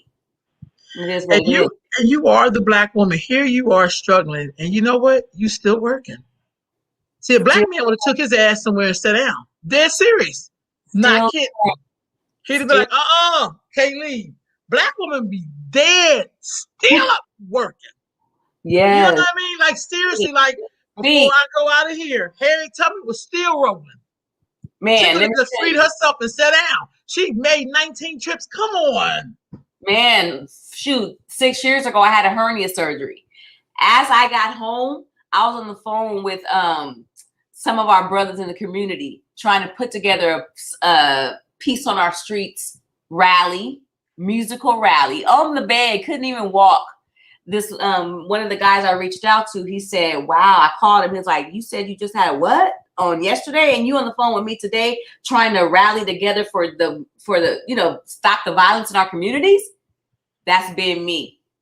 But see, here's the thing. This is why this is the one thing I'm gonna say I envy about white women. I'm just gonna keep the shit solid. They could be vulnerable, and they could take a fucking break, and people will make sure they get a break. I'm not kidding. People can get mad at me. Black women, your feet could be swollen out the gazoo, and niggas will still have you walking. And like, you'll have you walking. And you know what I'm saying? They're serious. White women can be like, oh, and we complain about the shit. We be like, oh, here she go. But really, we gotta get some of that. We gotta be able to be like, no, I'm tired. Can't do it. We gotta be like, no, sorry, brother, you'll make it. Black men are great at finding resources. You'll find another person. Because see, there's being prostituted the way we know it, and then there's prostitution from your very home. See, that shit having you work, that's prostitution, sis. I mean, that's a way of pimping someone. Like, you know that sister is sick. Why ain't y'all cook her some shit and take it over to her? Why ain't y'all come cut her grass or whatever? Like, you know she would do it for you. That's what I'm talking about. Yeah. And still you can depend on me, but I can't depend on you. Right. Speak. That's a problem. But yet you want me to come march for your life. You ain't gonna march for mine. Even in our community right here in Sacramento, the Black community. Don't you? I'm gonna go get some. Go ahead. You need to go get some. No, go ahead. I'm thinking about water. Not thinking about no Black women, man. They're thinking about what the Black women can do. The woman can do for them, and how they can be an asset to them and their business or their nonprofit. What will that make it look like? That's called pimping. That's called a righteous hustle. Right. Right, right. And they don't really care, you know, about the majority of the men out here, so so-called fighting that fight.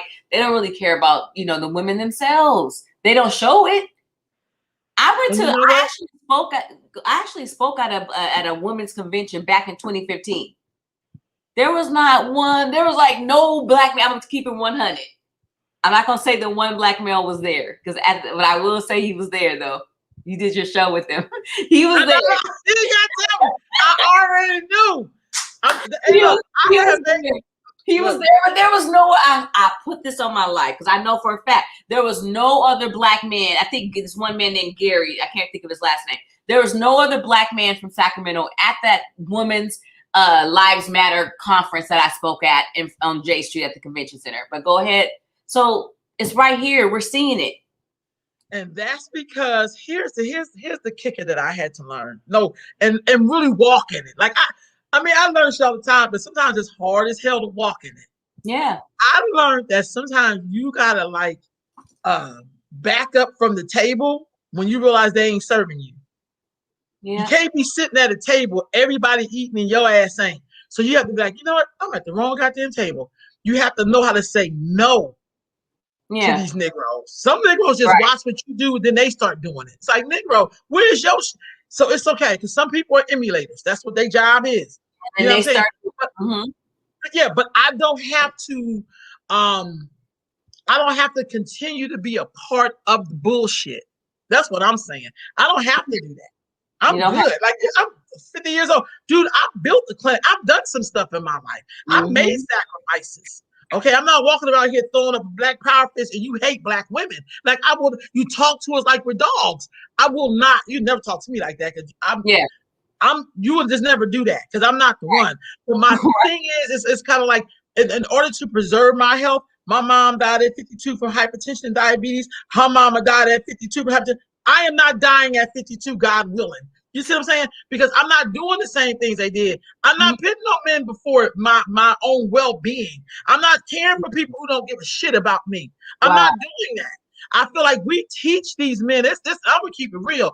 We're the head of all of this shit. Like, let's just keep on. If the creator didn't get that responsibility to man, he gave it to woman. So it's up to me if you get here. So how the hell I get to be second anything?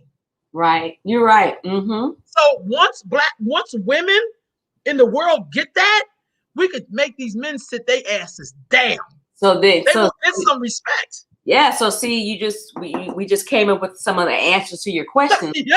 No. We gotta value ourselves first, so that we can so we won't allow these men this to happen. See that? See, when you start talking like that, that's where the power is. I'm not saying slavery and none of that shit didn't exist. I'm not. See, that shit only existed because niggas was set tripping. The white man only got to get us because we was set tripping in Africa. We wasn't all over there kicking in, and I've been there. We wasn't no. We was over there on some bullshit, like we on some bullshit over here. Like we gotta make the fantasy shit. The white man came. This fool can't even run as fast as us. If somebody break in your house and steal your riches, that's not because he's psychic. Somebody in your house, like, this where she keep her shit, this where he keep his shit. You gotta have an inside drive. There's no way you can do it. The man ain't magic. Hence, he's a good, consistent. Yeah, he's consistent in his journey. You gotta respect that. But other than that, like, dude, when you start talking like, let me look at this from the place where I can control something, that's when you really cooking with grease. When you be like, got you, my nigga. I know how to proceed with you. Now you about to be the boss of your own destiny. Right. And when this is why, like that. And this is why, indeed, I concur. As women, what we have to do is stuff like what you're doing, unapologetically. Stuff that what I'm doing and going to keep doing unapologetically. This is about the women, right? Instilling that self-love, self-worth, self-dignity, self-respect, self-awareness into the young people. That's all we have right now is those coming up underneath us. All the way from stealing someone's stomach till just 10 years younger than me. That's all I have. So that they can pass down this culture that we're talking about now, what we want to see now, they can pass that down. If we don't get people to pass down what you and I are talking about, we're going to see the same destruction, the same sex trafficking of women, the same women standing on the front lines for men and no one standing for them. Those same men slapping them when they walk in the house, probably. We're going to continue to see this devaluation of Black women over and over and over again. Like, we are the change. But I'm gonna tell you this though, because I work with young people, but I also work with grown women. Let me tell you something: young women are impacted by grown ass women. See, for me, I have to look at the whole piece. No, seriously. So my thing is like, yeah, I'm gonna work with young people, but they have to go home to somebody. So one young lady went on my trip, this last trip, and she's not with her mom right now. She's living on an island, whatever. It's all good. So, she was telling me about her mom, and I never ever speak against somebody's parents ever. I don't give a fuck what. I'm always like, look, sis, your mom love you. Like, I don't even know her mom. I'm like, look, her giving birth to you meant that she loved you, because you live in the age of options. Right. So you could have been an option. They had a different way. So I'm, talking about a mom and, the whole nine. It was really awesome, whatever. Do you know her mom emailed me, sent me an instant message on Facebook? I didn't see it till like last night, thanking me for taking her daughter on the trip. She's like, I just want to say thank you. Yeah. And I'm saying to myself, that's what we have to be there. Because what I did tell the young sisters, that you're going to have to probably give your mother something that she probably didn't get. Exactly. And you can do that through words. So older people still gonna need that nudge, because those are the ones that's gonna be babysitting your babies. Yeah, those older people, my age and older. The key thing is that we're not healing. So we're not healing. That's why Mama healing. Earth Mama healing. Because then they'll be with your children. And see, you talked about things happening to you in your childhood that impacts who you are. When you are a little baby and you running around here watching my nieces and nephews, gorgeous. They think that the world rise and set on them when they with me. Yeah, because I want them to have good energy, because Lord knows the world gonna get them enough bullshit. They don't need that from me. I want them to feel like they can do whatever and they can be whatever. But if we don't help older people understand that they are helping to design a person by what they fit into them. Right. So, all the yelling and cussing and I don't do that in front of them. No, but I'm just saying, like, it's just a way of making them feel like the everything rise and set on them, that feeling of goodness. Because then I'm never going to hear my great nieces and nephews or any of my nephews say they don't fuck with Black women. You won't hear one of them say that. Exactly. And so the healing has to take place. And that's why I love the name of your network and everything you stand for. Like, I listen to you. So basically, the healing has to take place, though, to answer your question in regards to when we see some change. We as a people have to heal. And again, who we know we have to heal, because we're self-aware. We're doing the work, or we've done the work. But there's so many of us that are not doing the work, who are not self-aware, who don't intentionally do the work, who don't intentionally make sure that they heal, don't do the work. So then they go and they breed children, and they are an unhealed soul raising a child who ends up with an unhealed soul because they were raised by someone who wasn't healed. So like, it's like very spiritual thing, a very spiritual shift needs to be taking place. People need to stop. I believe that we should not focus so much on religion at all. Focus on a spiritual shift taking place amongst our people. A grand change needs to be made in regards to how we see ourselves, how we intentionally take steps to heal ourselves, so that we can raise children that are, balanced. But if we're hurt still and we're traumatized still, and how you said it depends on how they take it or receive it. If they don't have different ways to cope, they're going to raise children just like them. Gonna be wounded. They're gonna be so wounded. That's what we're seeing now. Now I will say this for the Black men who are doing a lot of this. Somewhere along the line, and I believe that as they were growing up, they got to see women devalue women the most. See, this is the truth.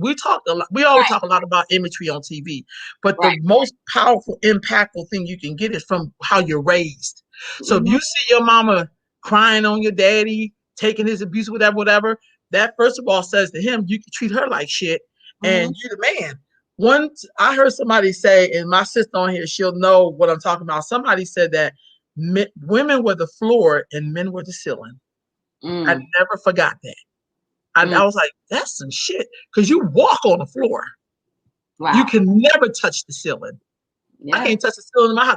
They hella high. Yeah, I'm looking at my like. I said, damn, women are the floor and men are the ceiling. And that's how this dude felt. He had like about 10 wives. That's a whole other damn story. Yeah. But it made sense to how the women and men felt about themselves. And it had nothing to do with that social media. It was how they ran their damn house. Well, all these and variables. How we internalized that. Yeah. All these variables. I was impacted too by media. I watched a lot of movies from the 70s and 80s. I'm a black movie buff, so I understand media a lot. And I remember seeing, even when the Pimps and the Whole movies was out in the 70s, you was really going somewhere if you had a white hoe. Yeah. Everything. Didn't mean shit if you had black ones. So I'm just saying, I understand the impact, the imagery, but I also got a chance to see how it looked in my immediate environment. Yeah. And I got to have that strong stance because my mother was like that. Right. I never said a bad word about my daddy. Never. Right. She would have let us. But I watched how she moved. And that's what impacted me. So I would be like, I ain't never no man to treat me like shit. Like, like I would always be like, I'm going to be married. I said, I'm going to be married 10 times. I would joke about that. Like, shit don't work. I'm a person. Like, you know how you young and you say stuff. Yeah. But the truth of the matter is, I have very low tolerance for bullshit. My tolerance level is on 0 when it comes to relationship. If you're my friend, like, oh, yeah. But if we mates, can't do it. And if I just go randomly pick 25, 50 black women from Sacramento alone, there's only going to be a little percentage, maybe a third or less, that have that mindset that you have, if they're honest with themselves. Yeah, if they think back and they say, okay, we create this pamphlet, this questionnaire for them, and they think back, well, did you accept this? Did you deal with this? Half of the women will be like, yeah, I did deal with this. I dealt with the jealous man. I dealt with the controlling man. I dealt with a man making me feel unworthy. Like, when you're in a relationship, you should feel love. And if you don't feel love for whatever reason, you shouldn't be in that relationship. But I can get 100 women that have not felt love, maybe 2 or 3 of them who actually didn't feel the love and left. The other 97 didn't feel the love and they stayed. So a lot of what you talk about, the different variables, I think allow, like you said, we show the men that we're not worthy, and they also see it, so-called. So basically, those all have something to do with the situation right now. In regards to that, all those variables have something to do with the situation that we're in right now, and it's so robust. It's so robust. The only thing that I say we can focus on as a people is just the youth and our communities. We can only start there, right? Start somewhere. I agree. Yeah. I agree. I just feel like we got to make young women feel like they are the universe, because they are. Yeah. I'm dead serious. They are. I really want them to understand that. Even when people try to push you to the back, that's on them. It ain't on you. It's only on you if you accept it. See, I was always taught that there are choices. The choice may be left or right. It may not be the choice you want, but there is a choice. My mother used to always say there's always a choice. May not be the choice you want, but there's a choice. And sometimes it's hard. And sometimes it's lonely making a choice that you may be on the road by yourself. Exactly. People usually want to go with the crowd. The crowd ain't never, the crowd will see your ass drowning and keep walking. So at least when you by yourself, you know if you're gonna fall, all you got is you. Exactly. So when we talk about the sex trafficking really quickly, let's quickly go over some statistics before we wrap it up. So, like, basically, in 2016 alone, the National Human Trafficking Hotline reported 7,572 human trafficking cases. So again, human trafficking can be child trafficking, like making them work for low rates of pay, things of that nature. Well, 5,000 out of the 7,572, 5,551 of these cases were sexual trafficking cases. So that's how high of a number that we deal with on a national level. Let me see here. So according to the FBI, 40% of those victims. So let's take into consideration what I just said, 7,752. 40% and then I told you 5,000, 5,600, let's round it off, were sexually trafficking. So 40% of those victims of sex trafficking are African Americans. Okay. Mm-hmm. With that number being significantly larger in the major metropolitan areas in like Los Angeles County, the African American victim rate reaches 92%. Okay. 92% in Los Angeles? It says in Los Angeles County, the African American victim rate reaches 92%. In overwhelming numbers, the persons most likely to be victimized are vulnerable Black girls and women. So this is what I'm saying. Like, that's when you start thinking, well, what can I really do here? That's when you become overwhelmed when you start looking at the numbers, and you have to trust something, right? So I have to trust these numbers. I have nothing else to go by. And so basically, that was there really quickly. Okay. So let me see here. And then let's talk about some of the youth, African-American children. Compare with other segments of the population, victimization rates for African-American children and youths are even higher. The National Center for Victims of Crime reports, evidence suggests that Black youth ages 12 to 19 are victims of violent crime at significantly higher rates than their white peers. Black youths are 3 times more likely to be victims of reported child abuse or neglect, 3 times more likely to be victims of robbery, and 5 times more likely to be victims of homicide. So when you look at these numbers and you see that the youth are 3 times more likely to be victims of child abuse, that child abuse is going to play into women growing up and men growing up not seeing the worth in themselves or the Black women. So those numbers are playing into the Black men growing up victimizing Black women. Those numbers play into the Black girl growing up not seeing her worth. That child abuse right there. So then per the FBI, 59% of all juvenile prostitution arrests involve, so again, and per the FBI, 59% of all juvenile prostitution arrests involve African Americans. That's more than half. Wow. With law enforcement, this is key, with law enforcement more likely to see a Black sex trafficking victim as a prostitute and not as someone needing help. Trying to find solutions toward keeping our girls safe may require a radical examination of the core beliefs of America's society and what that society is based on. So basically, again, the core belief goes back to white supremacy. So that's what I mean. Breaking it down, I love that. And I would love for us to follow up and really, get something going, breaking this thing down. You know the numbers for Sacramento? The numbers for Sacramento, I didn't get the exact numbers, but it's rising and it's here. Last year we were given $1.5 million for sex trafficking alone in Sacramento because it's a big thing. When President Obama was in office, he enacted different bills to fight against that and against sex trafficking and things of that nature. They adopted new policies that raise awareness about the links between race and sex trafficking. So that's why I kept bringing up slavery, because it kind of was built on that. The whole idea of how race is still affecting sex trafficking right now, it just was built back then. I agree. I think the one thing I'm struggling with, though, if we know that we're on a system that's so racist, how are they going to fix it? How? They're not. Yeah, because then, do we ever get the resources? We know that. I mean, let me give you a good example, because that's part of it. Homeless in Sacramento, 50% of all the homeless in Sacramento are Black women with their children.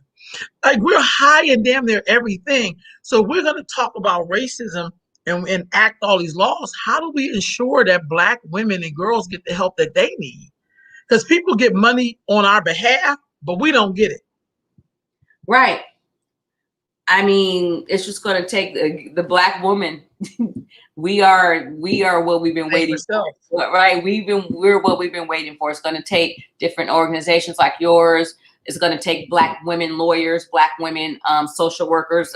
What I'm going to school for too, to be a licensed clinical social worker. First, I have to get the MSW, so I'm in school for that. It's going to take finance people, business women, people focusing on all aspects of life, right? To step in and make these type of changes. But I mean, Yikes. We even have a black woman right now in office. I mean, I don't follow a lot of that, but let's see what big changes happen. Kamala. What are you talking about? She ain't black. No, please, God.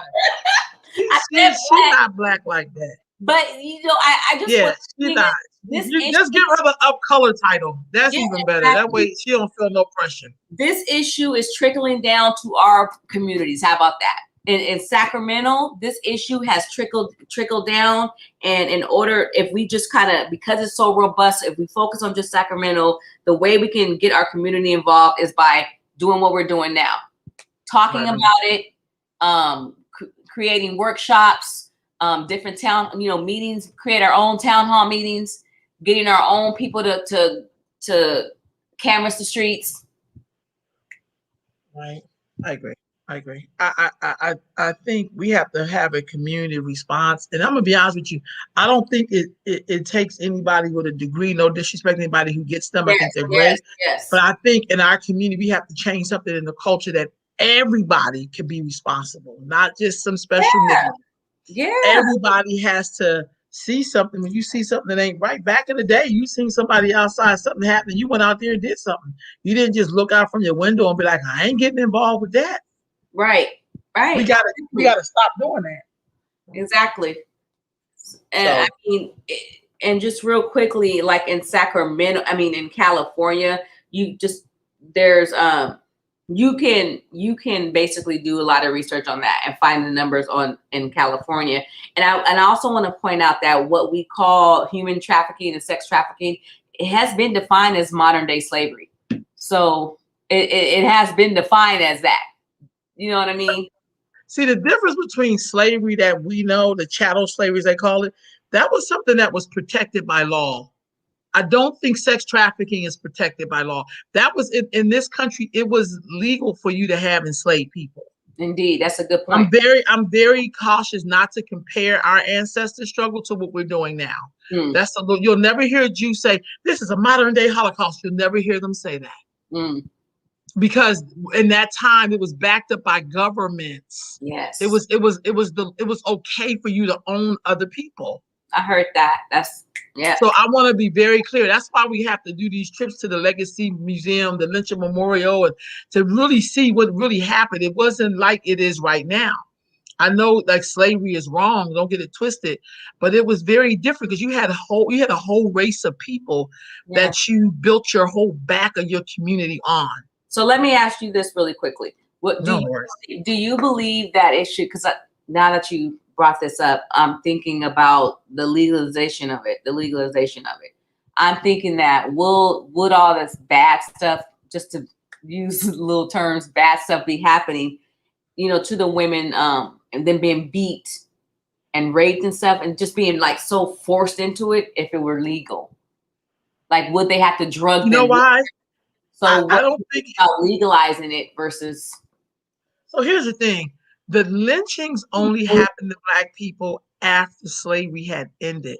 See, before in slavery, they didn't lynch a lot of people because that was your property. That's like you shooting your car. Right. You don't shoot the car, you just change the spark plug or whatever. So when you're no longer owned by someone, that's when they started lynching and killing up everybody. That was Black, because we were like, how dare you be my slave and the next day you my equal? That's not going to happen. That's what you see right now, all the voter laws and all that kind of stuff. That was legal. Lynching was legal, right? Yeah, but it really wasn't anything. You understand what I'm saying? Because white supremacy ruled the day. That was their way. See, lynching was about terrorizing and keeping Black people, like that's why we never had roots anywhere, because every time we tried to create something that was our own, then they would burn it down, lynch people, kill people, because they wanted that. They never wanted you to feel any kind of rootedness in this country. You were their slave. You're never supposed to be equal. Right. See, that's not the same thing as human trafficking. So you think that you understand what I'm saying? Agree with legalizing it? I don't think you can legalize owning another person. I think that's horrible. But see, here's the thing: it's not just a person. You're talking about. Well, if prostitution is made legal, Not owning. I think if you're an adult, not legalizing. They have sex workers like in Nevada. It's legal in Nevada. Not taking women and kidnapping them being legal, but also the whole idea of this thing being legal in every state. So here's my truth. I think if a woman wants to do something like that, a grown ass woman, that's between her and her God. I have nothing. I hope she would protect herself. You know what I'm saying? But But when you talk about children, that's a problem. And that's usually, I mean, they're sex trap, like R. Kelly's sick ass. Like when he seen older women, he just came in their face and shit like that. But he really wanted the young girls because he's sick in the head. Like that's just the bottom line. So, I just really feel like the whole thing is something about we have to change the culture, the way people see women. Because that's really how they see women and girls. That has to be changed. Exactly. That's what this is all about. This is about a devaluing. That's how I look at it. Like basically, there are 10 to 30 million people right now that are in this whole thing right now in the world. There's 10 to 30 what they're calling modern day slaves exist in the world today. So that's a lot of numbers to get people to value us, is what I'm saying. So that's why I kind of focus on the youth and where I'm at, because I know that I can't, not know, but I'm feeling like it right now. I can't, not Shireen. I can honestly say Shireen can't. Some other little Shireen can, but Shireen, a Shireen that hasn't been born yet can probably make that robust of a change. But right now where I'm at, I can't make that change. I've been trying for years. I agree. I also think it comes down to how people see women. Like I'm not gonna I think all the drag queen stuff, that's a problem. I don't care if you want to look like a woman, but here you are putting me into an idea of what you think I should be. Yeah, they had man. You know what I'm saying? Nothing against. If you want to dress up and be a clown and run up and down the goddamn street, that's fine. But when you act like you're going to teach me as a woman what it means to be a woman, that's a problem. And we don't even want to talk about I'm not going there. I'm just saying. No. What I'm saying is they get victimized even more. Transgender. I don't think so because they don't have to be women. Now, I know women who try to dress as plainly as possible because they're absolutely horrified of showing any parts of themselves. You see what I'm saying? So no one's going to ever convince me that trans women, that they're somehow more victimized than women. See, that's bullshit. And that particular so-called that's bullshit. That's bullshit. That's bullshit. It could be, That's bullshit. That's just bullshit. Again, we're gonna keep pitting people on top of women. That's a part of your program. You're gonna keep pitting other people on top of women. Even women that are not. Because it's really your son choosing to be a girl, and that's fine, or a woman, that's whatever. But he's still getting the benefits of being a man. He still gets the benefit. Yeah. There's so many variables. I'm just saying, and so I watch us push that, and I try to stay the hell away from it as much as I can. Because what I know is that anything that takes the responsibility off of us treating girls and women, whether she wearing lipstick or eyelashes or butt pads, and she just being her plain ass self, she still can't get no goddamn respect. She still can't get no respect at all. Like, we just gonna dress your shit up. All that other shit is dressed up. If you don't wear no hair weave, you're still a woman. If you don't wear no eyelashes, you're still a woman. If you don't put no pantyhose on, you're still a woman. Yeah. If your ass don't bleed every month, you're not a woman. Exactly. You understand? Because that's the real shit. To be unprotected. To have people just shit on you because you're a woman and treat you any old kind of way. Because they know you can't fight them back because you're not as strong as they are genetically. Right. Let's keep this shit solid. So my thing is, you can be whatever. I'm for people being whatever they want to be. You can be a goddamn lamppost. But do not tell me what makes me me. Yeah. I'm sitting here with no makeup on. I got my hair covered up. I got some jewelry on. I mean, that's just me. But I'm just saying, none of this shit makes me a woman. Right. You don't know what it's like to have your insides turning against you, or being able to have be pregnant, or having your body changes and going through hot flashes. Get the fuck out of here. Yeah. There's so much to being a woman that you will never know. And it has nothing to do with your fucking high heels. I think none of it. the way that you pointed that out, that's why I like listening to you, because you make me think differently. Because you kind of take that other side of my brain, and you take what other people, you take the other side to what most people are thinking, and then you go over there. You know what I'm saying? So you say, I want you guys to think of both sides, and that's why I like listening to you. Because I feel like that's the game. We live in a society where have you think up is down and down is up. That's how fucked up this shit is right now. And that's why some people disconnect. When I do the road trip and we go up in the high country, I don't think it has nothing to do with race. They want the government to leave them the fuck alone. Like, let us run our shit up here. Don't bring your ass up. And I feel like I wouldn't want to be around somebody who didn't want me. I don't want to go force somebody that like me at church. Fuck that church. Go somewhere else. Right. But we live in a place where somebody get along. Here you come with your shit. Like, dude, go to places where people want to be with you. I don't think you should harm people. I don't believe in killing people. I really don't. But I think you should leave people the hell alone. This whole thing in America is fucked up because there was a group of people from Europe that could not fucking leave people alone. You came over here, you seen people was living here, you're going to take their shit. Then your lazy ass did not want to work. You're going to go to Africa, bring people back and make them work. It's about leave people alone. Leave alone. Yeah. If you want to wear your hair backwards with a jerry curl and some polka dot tennis shoes, I don't give a damn. You don't get to tell me that makes me me. Right. You just get to let that be you. I don't understand that. Because we have never, as Black people, we have never been protected. Never. People just will not leave us alone. You go to that lynching memorial, they lynched so many Black people after slavery because that was their way of saying, you will never be my equal. Never. You were my slave. I will never see you as an equal. And to have people having to keep picking up and starting over and trying to make roots. That's why we left up out the South and went to the East Coast and then to the middle of the country and then out West. People were trying to get away from this beast, but he's everywhere. She's everywhere because more than 50% of enslaved people were owned by white women.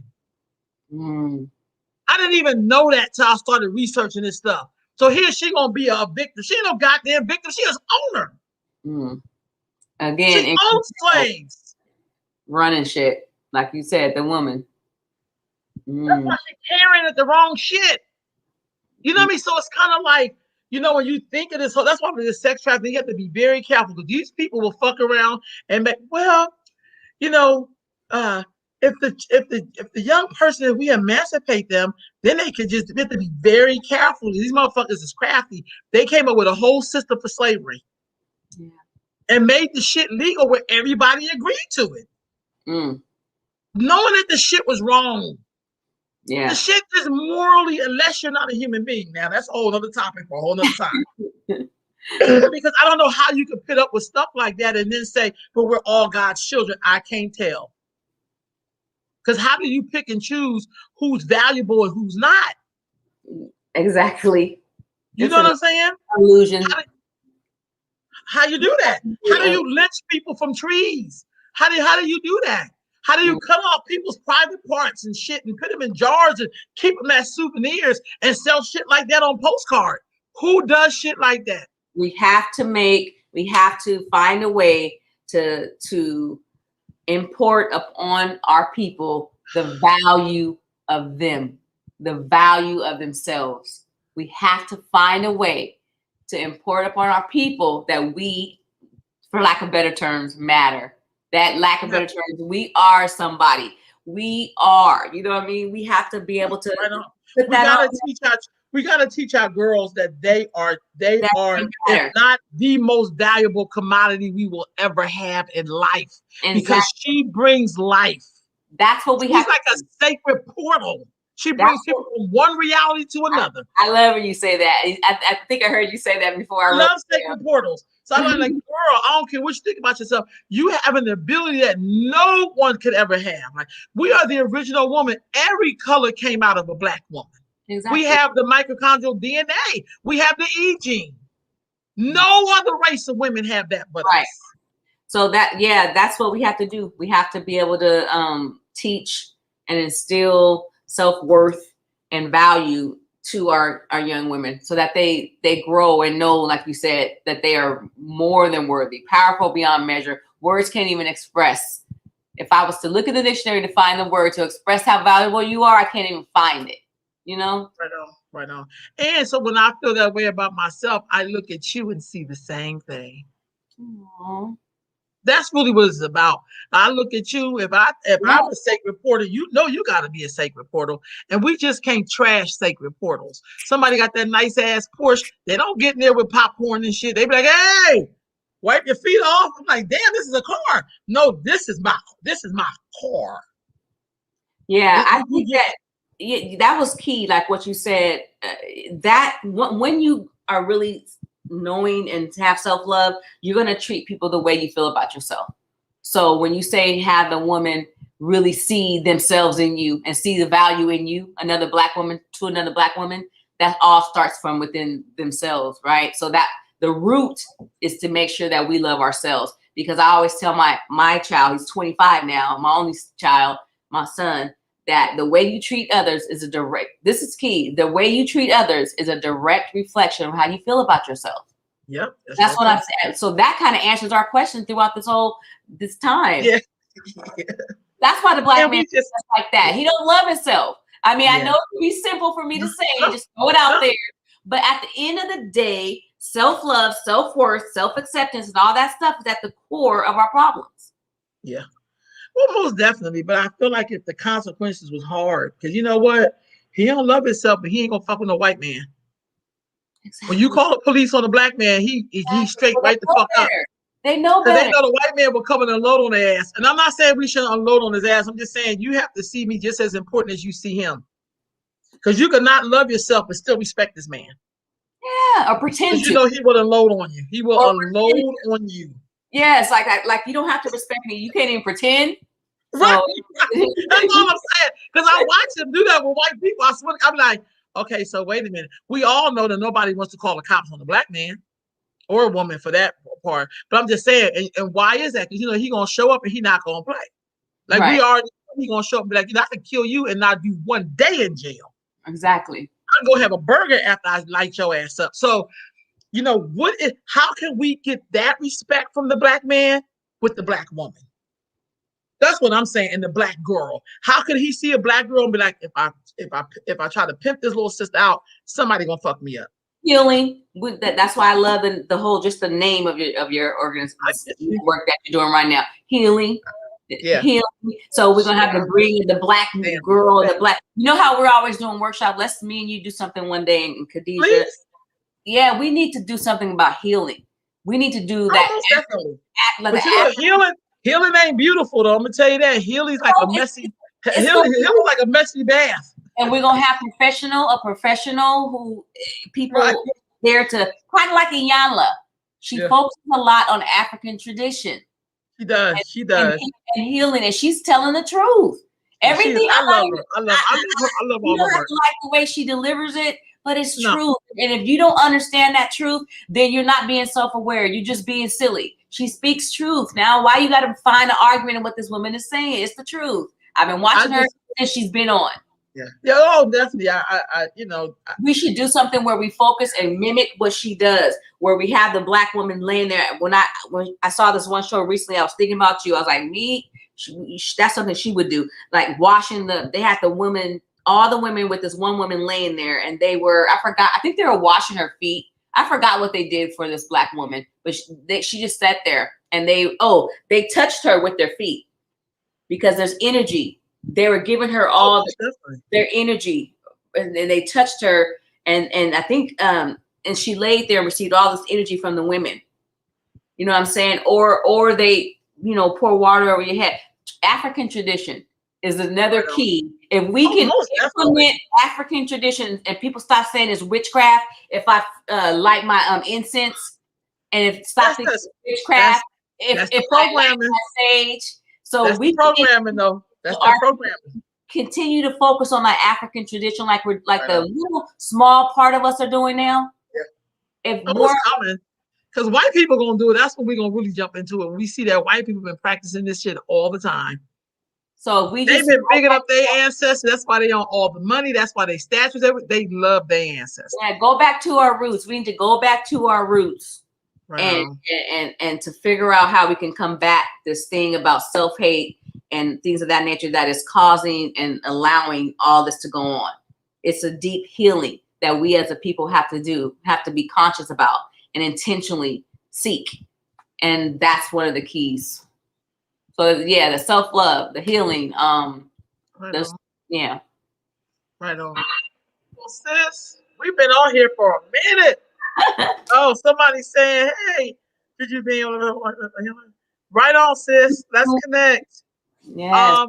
Thank you so much, sis, for another rendition of Sunday Sip with Sisters. I thoroughly enjoyed my conversation with you. I'd love for you to update us too on ways we can combat this sex trafficking, because this is a real problem in our community.